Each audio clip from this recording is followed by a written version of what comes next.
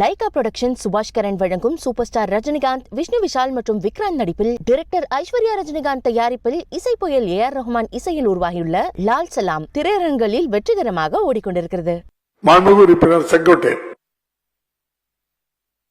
மாண்புமிகு பேரவைத் தலைவர் அவர்களே, கோபிச்செட்டிப்பாளையத்திலிருந்து ஈரோட்டிலிருந்து கோபிச்செட்டிப்பாளையம் வரையிலும் 4 வழிச்சாலைகள் நிறைவுபடுகிறது.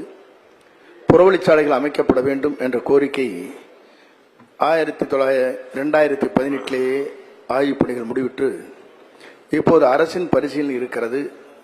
மாண்பு அமைச்சர் அவர்களும் அன்றைக்கு குறிப்பிடுகிற போது புறவழிச்சாலை நிதிநிலைக்கேற்ப இந்த ஆண்டு கொண்டு வருவதற்கு நடவடிக்கை மேற்கொள்ளப்படும் என்று சொன்னார்கள்.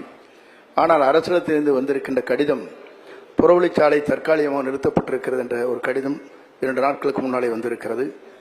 மாண்பு அமைச்சர் அவர்கள் இந்த ஆண்டே புறவழிச்சாலை அமைப்பதற்கு உடனடியாக நடவடிக்கை மேற்கொள்வாரா என்பதை உங்கள் மூலமாக அறிய விரும்புகிறேன். மாண்புமிகு அமைச்சர் அவர்கள்.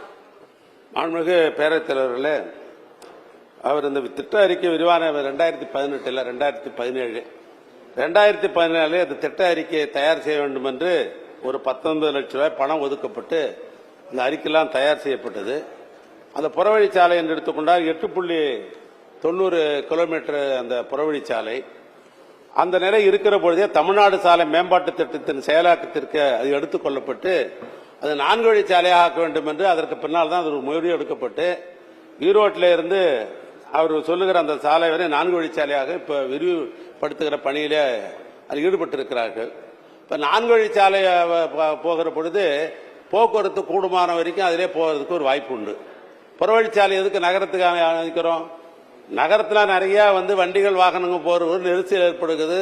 நகரத்திலிருந்து வெளியே அதிக நேரம் போக வரதுக்கு காலதாமதாகின்ற அடிப்படையில் தான் புறவழிச்சாலை எடுக்கிறோம்.